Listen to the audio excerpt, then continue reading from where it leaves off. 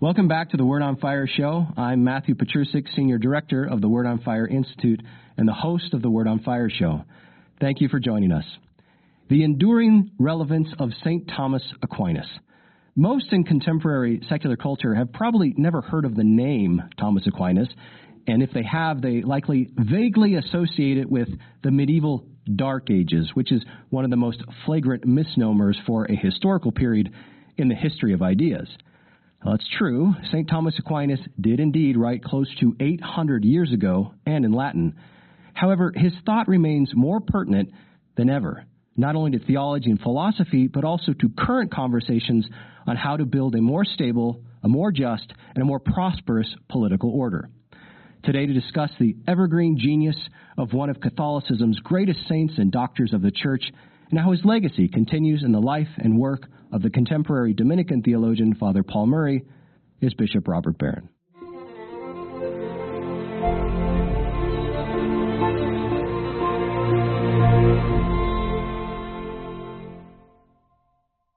Well, Bishop, welcome back to the studio. Before we get into today's topic, you recently made a big trip to Rome for two reasons. So what were you doing there? Yeah, I was invited by the Pontifical Academy for the Social Sciences to give a paper at a conference they were sponsoring. And it was for about 30 scholars. It wasn't open to the general public. It was just scholars kind of talking to each other. But around this theme of Aquinas' metaphysics in relation to Catholic social doctrine. So the head of the Academy, Cardinal Turkson, invited me to come give the talk. I was also there because my friend Paul Murray, who's a great friend of Word on Fire, we published books of his and his poetry, and I've known him for a long time, was officially retiring from the Angelicum. So they invited me to preside at Mass and to preach.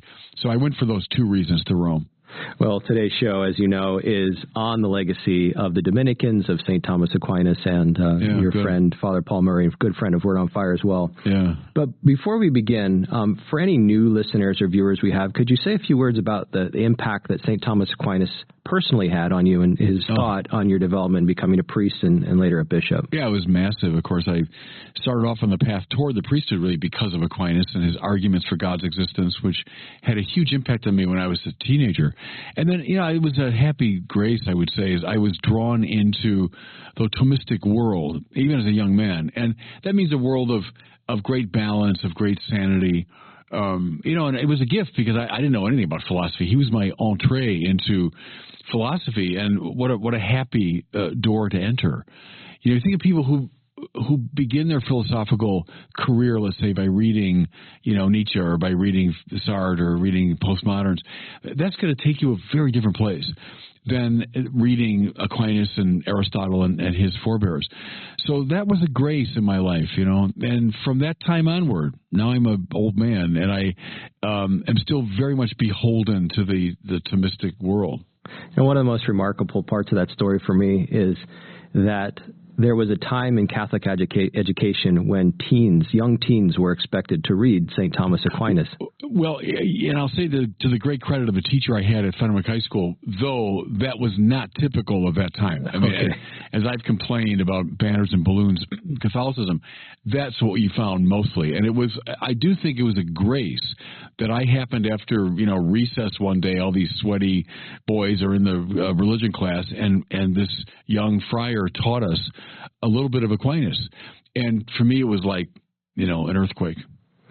So let's turn now to looking at some of the major themes of the paper that you gave in Rome on St. Thomas Aquinas' conception of God and how that relates to his conception of the social and political good. Before we get into some of those specific arguments, however, what would you respond to someone who hears the word St. Thomas Aquinas, hears medieval philosophy, and they say something like, Bishop, our world is in social turmoil right now, dominated by conflict. We've totally lost all sort of common moral ground. Why in the world would we spend time thinking about a medieval philosopher who lived 800 years ago and wrote in Latin? Yeah, because we're not imprisoned by someone's sociological setting or skin color or educational background. If someone's speaking truth, they're speaking truth. And Can someone speak to us still from the 13th century? Well, why not? If human nature remains basically the same and a great genius is analyzing it, it's like saying, why read Shakespeare? Because haven't we moved on from Shakespeare? Well, quite frankly, no, we haven't, because Shakespeare saw things that were so deep and permanent in the human condition. Same with Aquinas. That's why it used to annoy me when the new atheists would say things like, the Bible, Bronze Age mythology. Well, I mean, why are we judging the truth of a text from its age? Then we wouldn't read anybody before the scientific period. Might there be certain truths about God, about nature, the world, society, and humanity that are simply perennial? And when great geniuses like the prophet Isaiah and Aristotle and Thomas Aquinas and Shakespeare see those things, well, I mean, we can't unsee them. We shouldn't unsee them. So, no, I think that's just a silly objection. You hear it, though. You're right. You hear it a lot, including in universities. Oh, yes, especially there, sadly. Yeah. So what do you say to the general principle that the present has a greater claim on our attention, including our moral attention, precisely because it is the present? Well, that's silly. No, I mean, that's a presentism. That's a prejudice. We have to engage the present world. That's the world that we're in. And so it's not up to us to decide, the time we're given. It's given to us. So sure, we engage it, but we engage it in light of these great geniuses who came before us. So moving back into the content of your paper now, you write towards the beginning, and I'll quote here, with Thomas Aquinas, metaphysics comes first and ethics follows. Metaphysics comes first and ethics follow. Before we move deeper into your argument, could you say a few words about what metaphysics means, what ethics means, and the kind of relationship you're seeking to establish between them up front? Yeah, I'm meaning it here, what asks and seeks to answer the deepest questions about the nature of being, you might say, is metaphysics. The study of being qua being is a classical definition. So I can study you from a chemical standpoint, a biological standpoint, a sociological, psychological standpoint, or I could study you in the measure that you're a being. So what's true of you in the measure that you exist? That's what metaphysics is looking for. So it's the articulation of the most fundamental principles about the nature of the real. And the argument there is that anything we say about politics or about ethics or about anything is predicated finally upon your perception of what's really real or ultimately real. That's why metaphysics comes first. Right. So at the heart of the paper's argument is the claim that St. Thomas Aquinas' conception of what is good, which includes the social and political good, is inextricably grounded in his very specific conception of God. Yeah. And you highlight that Aquinas makes a fundamental distinction between God being defined as being itself versus God being defined as the greatest of all beings. Right. Now, some may hear this, Bishop, and say, well, that just sounds like a distinction without a difference. But you want to say it means everything. That upon which everything depends. And, the roots of it are not simply philosophical, they're biblical. What's your name? Moses asked God, and the answer comes back, ego sum qui sum, if God spoke in Latin. I am who I am. Well, in a way, it's saying the kind of question you're asking me is inappropriate. Because in asking for my name, you're asking to specify what kind of being I am. So there are a lot of gods around, presumably, in Moses' time, gods of this place and that, a god of the mountain, god of the river, the Egyptian gods, and so on. So which one are you? So he's looking for a category into which to place God. And by saying, I am who I am, God is obviating that question. He's saying that question is inappropriate. Because God is transcendent to any particular expression of being. He's not in any category. So you and I were human beings, so that's a category we're in, and then we can categorize ourselves in all kinds of other ways. We're men, we're of this particular race, we're a particular education, we can categorize ourselves. God can't be categorized. You say, well, wouldn't he fit in the category being? And the famous answer Aquinas gives is no. God is not in the genus of being. And you say, well, what does that mean? It means he's not one thing among many. So all these beings I can see all around me. I can look up into space and see the galaxies and planets, and I can think about the angels. They're all beings. And wouldn't God be the highest of those beings? And the answer is no. He's not the highest being, because that means he's delimited. That means he can be defined over and against other things. And that means by his very nature, he's definable. That means he has a finis or an end or a limit. That can't be true of God. So Thomas prefers the term ipsum esse subsistens. Esse meaning to be, it's an infinitive. Ipsum is like itself, and subsistens is subsisting through its own power. So God is the sheer act of to be itself. Now, in and through which all categorical beings exist. That's why we speak of God as the creator. He's the continual creator of the world. But he himself is not a being inside the universe. A mistake, I would say, made by every atheist, old and new, is, well, God must be a being somewhere in the universe. I don't see evidence of it, so that's a lot of nonsense. Well, no, you're asking, as Moses was, the wrong question. The creator of the universe is not an item in the universe. To me, the best comparison is author and book. So the author is utterly responsible for every little thing in the book, every character, every plot, every subplot, every comma, every period, everything. The author is responsible. But where's the author in the book? So here's all the characters, all the action. Where's the author? Well, he's not a character in the novel. He's the ground of the novel. That's a good comparison, I think, to God's relation to the world. How does this conception of God help us understand, to unpack a little more, God identifying himself as I am to Moses? The use of I, the category of I, how can a God so defined be an I? Well, no, God's an I, meaning he has intellect and will and freedom. I mean, so God is a person, and God has a personality, but we can't circumscribe him as a particular existent. He's the I in the fullest possible sense. He's freedom in the fullest possible sense. He's intelligence in the fullest possible sense. So God's capacity to know is utterly actualized, etc. So sure, but it's not, his existence is not poured into any receptacle. So think of this as the famous essence existence distinction in Aquinas. So like this thing is the act of being, Thomas says the actus essendi, poured, as it were, into a receptacle, meaning the nature of this thing, so that it's defined as a type of being. God is not received that way. God's not delimited that way.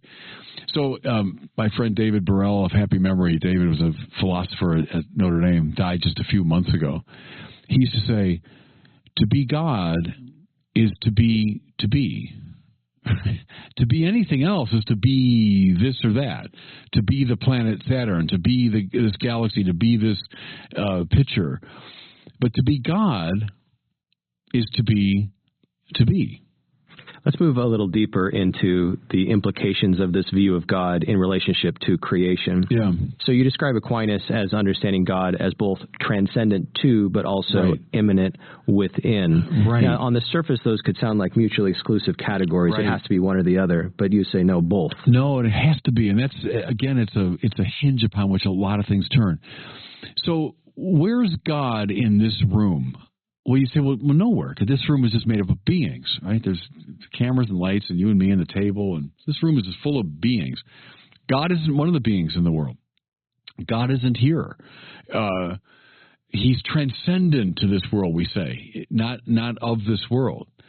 Now, at the same time, and by the same token, where's God in this world? Some listening to me are old enough to remember the Baltimore Catechism. It asks the question, where's God? Answer, everywhere. Well, that's also right, because ipsum esse is the ground of the to be of all things. And so Aquinas will say, God is in all things by essence, presence, and power.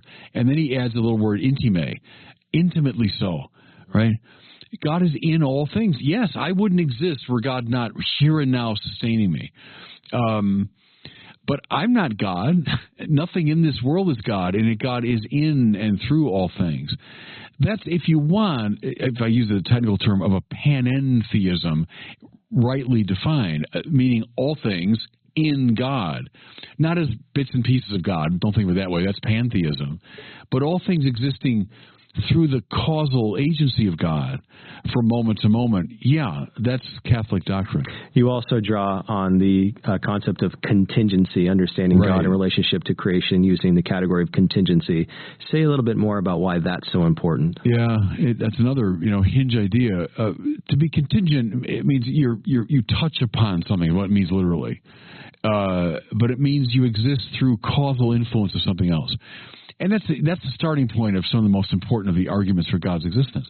You and I are contingent, meaning right now, our being here depends upon so many causal factors.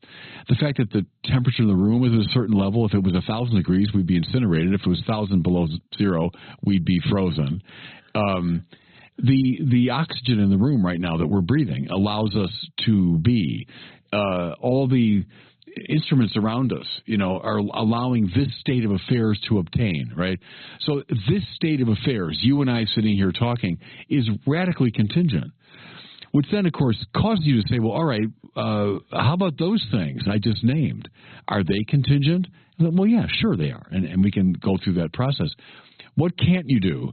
You can't simply appeal endlessly to contingent things to explain a contingent state of affairs. You have to get finally to something which is non-contingent in its being. And that's what all people call God, Aquinas says. So God is the non-contingent source of contingent existence. So following the arc of the paper, let's move now from metaphysics, the implications of metaphysics now for ethics. So the foundational ethical point you draw from this vision of God is that for St. Thomas Aquinas, God cannot, by definition, compete with anything in creation. Right. In fact, let me quote you here. You say, he can only will the good of the other, he being God, since what is other to him can be of no possible advantage to him. Right. Unpack that a little for us. That's a very important point. God needs nothing, right? Because God's ipsum esse. God is sheerly actual in his form of existence. The world that he makes, therefore, is not in any way to his advantage. It can't be. How could God benefit from that which he's created in its entirety from nothing? He can't. He can't benefit from it, which means whatever he's directing toward it is for its good, not his own. Now we're in a very deep place, because to love is to will the good of the other, Aquinas says. Well, see, that's all God can do vis-a-vis the world. He can't operate in a self-interested way. He can't will something for his advantage. Whatever he wills, mind you, including the very being of the world, the fact that you and I are here, has to be an expression of love. It can't be anything else. So God is willing the good of the other. Now, that means he's allowing a space for the created realm. He's not there to dominate it. He's not there to lord over it and derive some benefit. Think now of all the classical myths and everything, where the gods are always in a kind of needy relationship to the world. And unless you give me what I want, I'm going to, Or stay with the mythology, too, where when the gods do enter the world, they do so in a interruptive way, in a violent way.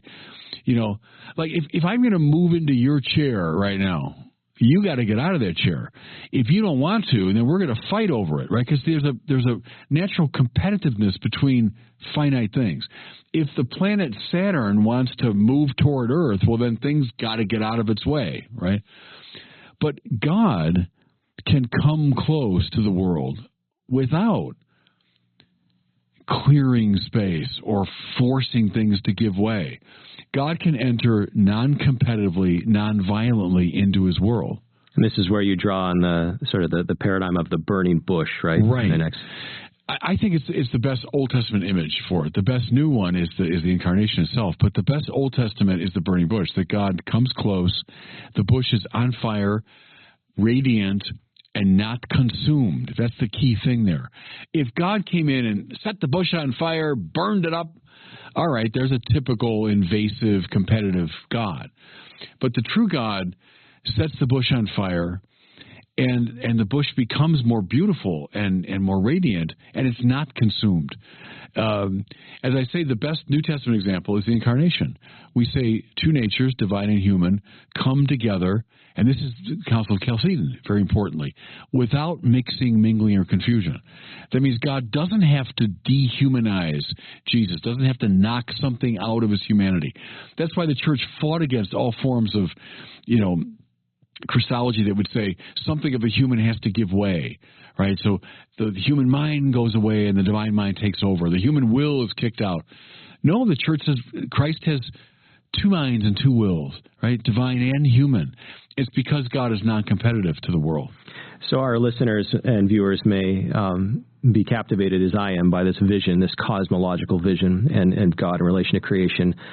But then the question is, well, how does any of this relate to any, what we could say, practical or human concerns? It sounds so abstract. So let's turn to looking at that as the paper does.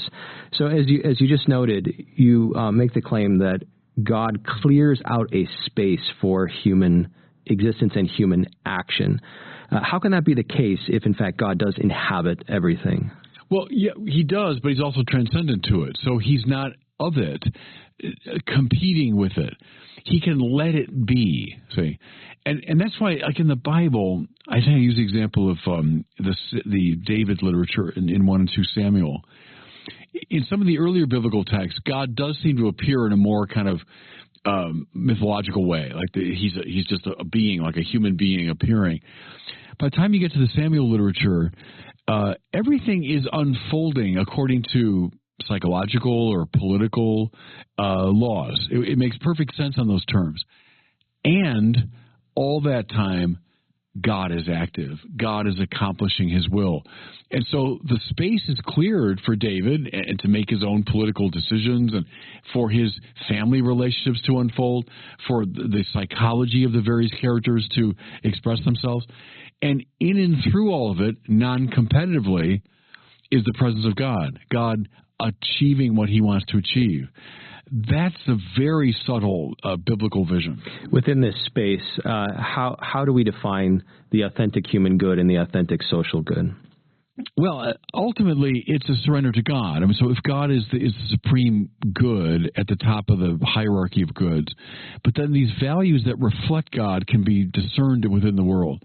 There I'm with Dietrich von Hildebrand. I think you see certain values. At the summit of that hierarchy is God, the summum bonum. So a life that's lived ordered to God and under the aegis of these limited goods that reflect God, that's what we talk about, the virtues and so on and so forth. That's the good life. The good is discernible. And the path of virtue can be taught to kids. Like, here's a way to achieve the good. The same way, see, I'm an Aristotelian here, the same way you learned a sport. So you want to play that like that? Yeah, I'd love to play like, and pick your sports hero. Okay, I got the path. Here's the path. You got to do X, Y, and Z. You got to practice and become habituated. I think of good coaches I had that through drills were just teaching us the moves. Okay, you got to get these moves of basketball into your body, Same in the moral order. There I'm, Aristotelian. There are certain goods you want to attain. Okay, here are the habits that lead to the virtues that become part of your body, really. They become part of your whole makeup. And now, walk that path. On a comparative note, we can look at two contemporary political ideologies, let's say classical liberalism and postmodern political philosophy, just in a generic sense. Now, those are two bitter ideological enemies, but they would both agree that the only way to do politics is to clear the field of all metaphysical speculation. And you and Aquinas say... Yeah, it's deadly. And... huge mistakes have followed from that, and a lot of sufferings follow from it. When you unmoor the political from an ethical and ultimately metaphysical source, trouble will ensue. When I was a kid, you heard all the time this slogan, don't legislate morality. Well, see, Aristotle would have he looked at you puzzled, like, what are you talking about? Every legislation is a legislation of morality. we better limit the speed of the cars can drive. Well, that's an ethical decision. I want to protect life. We better raise taxes. Well, yeah, because I think we need certain programs that will help people. It's an ethical decision. Stop imposing your view on me. Well, every law imposes a moral vision. That's the way it works, So de facto, we're never really unmoored from ethics and from a fundamental metaphysics. You can always kind of sniff it out. Your metaphysics might be, it's matter and energy, it's matter and motion. That's all there really is. So that's a metaphysical claim that you're making. From that will follow certain ethical convictions, from which follow legal application and so on. But I'd rather be upfront about it. Let's have a good metaphysical argument, and ground our ethics accordingly. We'll turn to the thought of and the legacy of Father Paul Murray in a moment. Yeah, but okay. Just to finish that point, one of the common critiques of, say, a Thomistic vision of reality as it relates to politics is that it's going to end up as a theocracy or a totalitarianism, precisely because it is totalizing. The vision is totalizing. Yeah. So how do we respond to that critique? Well, yeah, it's a theocracy only in a very broad sense of the term, meaning that it's a politics lived under the aegis of God as the summum bonum. But that's very different from, let's establish a king, who is going to reign through divine right and so on. What I'm talking about is perfectly compatible with, let's say, a democratic or a republican sort of construal of the political reality. I mean, that's fine. Theocratic only in that very broad sense we should be. But it's utterly compatible with, let's say, a more liberal democratic view. So during your visit to Rome, you also had the opportunity to honor your great friend and friend of Word on Fire, Father Paul Murray, who, like St. Thomas Aquinas, is a Dominican. Yeah. Before we turn to two specific themes that you highlighted in his life and his work, could you say just a few words about what is the Dominican charism, and how does both Father Paul Murray and St. Thomas Aquinas sort of represent that? Yeah, the motto is Veritas, isn't it? It's truth, and I was thinking of the black and white habit of the Dominicans. And they were called the Black Friars in the Middle Ages because they wore this beautiful black cape. I saw those at the celebration. They usually don't wear the cape, but on very high occasions they do. So you have the stark white habit with the black cape. And there's something bracing about, the black and the white. And Dominicans stand for truth and for these distinctions. Think of Aquinas, is famous in his method for distinctions. When you're resolving a question, well, we must distinguish A from B. My intellectual hero, Robert Sokolowski, used to say, philosophy is simply the art of making distinctions. It's a very fine definition, and I've thought about it a lot over the years. Bad philosophy comes from making bad distinctions or failing to make the right distinctions. So that's part of the Dominican thing, I think, is the black and the white and the devotion to truth, but also, proclaiming the gospel in the world. They're the order of preachers, and they went out, you might say, from the monasteries. They were out in the streets in the Middle Ages. And that's where the young Aquinas would have seen them, in the streets of Naples, most likely, preaching, and he was attracted to them. In your beautiful tribute to Father Murray, you identified two characteristics that you think really he exemplified, but also, again, exemplifying the Dominican tradition. One was the primacy of grace, and the other was joy. So to sort of draw this to a conclusion, how do those represent both Father Paul Murray and the Dominican tradition? That theme of the primacy of grace, I think in the homily, go back even to the De Auxiliis controversy, late 16th century, within Catholicism, between the Jesuits and Dominicans. And make a long story short, the Jesuits putting a greater stress on human, freedom and accomplishment, and the Dominicans consistently putting a stress on the primacy of grace, that grace comes first. I think I mentioned in the sermon that Paul Murray was always worried about what he called willful spiritualities. So he's a master of the spiritual life, right? That's what he studied. And a spirituality that makes the spiritual life our project, and even the great figures, John of the Cross and Teresa, with their metaphors of, climbing the mountain and finding interior castles and all that. And Paul, I think, is fine with that, but he worries at times that it might lead in the direction of a certain willfulness, where what matters is always God coming first, God acting first. I used to say, if the Reformation could have been avoided, if instead of gratia sola, Luther just said gratia prima. Like grace comes first. Okay, yes. And we're always in danger of forgetting that. And Luther might have been right in reminding us of that.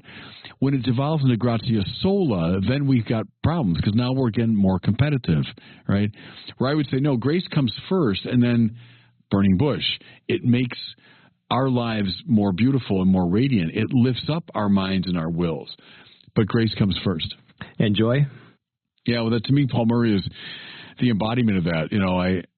I've spent so many wonderful evenings and lunches and dinners with him over the years, and you laugh a lot when you're with Paul Murray, and he just radiates joy. And I agree with that claim that, the flag of the Holy Spirit is joy. If you want to see, is the Holy Spirit alive in that person? There are a lot of indicators, but the best indicator is joy. Yeah. And he has always been, to me, someone who seems possessed by the Holy Spirit. Well, it's now time for our listener question. Today we have a question about the devil and free will from Richard, who's calling in from Melbourne, Australia. Okay. Hi, Bishop Barron. My name's Richard, and I'm from Melbourne, Australia. My question is about the devil. I can understand how we humans rebel against God, because even the best of us don't know God fully and completely. But if the devil is a purely spiritual being, he presumably knows God and has a full understanding of God's nature and omnipotence. So doesn't he know that his rebellion is ultimately futile? Thank you, and God bless. Yeah, it's a good question because it gets to some deeper issues.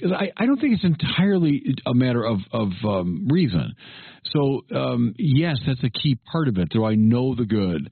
But the Socratic fallacy is that knowing the good means I will automatically do it. Can we talk about a corruption or a limitation at other levels of the devil's being? Having said that, too, remember the devil's mind is not infinite. So even there, a high angel, Aquinas affirms that, even a high angel would not know fully the very essence and nature of God. So there's room there even for a certain, misunderstanding. But it's a good sort of metaphysical test case. But I wouldn't succumb to the Socratic fallacy when talking about the devil. Well, thank you, Richard, very much for your question. If you would like to ask Bishop Barron a question for a future Word on Fire show episode, please visit askbishopbarron.com. That's askbishopbarron.com, and we'd love to hear from you. That's all the time we have for today, Bishop. Thanks so much for coming in again, and we'll talk again soon. Always good being with you, Matt. Thanks. That does it for us today. Thanks for joining us on the Word on Fire show. If you're interested in learning more about how Word on Fire can help you grow closer to Christ, become a better evangelist with and for others, and work for the common good, consider joining the Word on Fire Institute. Check us out at institute.wordonfire.org. That's institute.wordonfire.org. See you next time.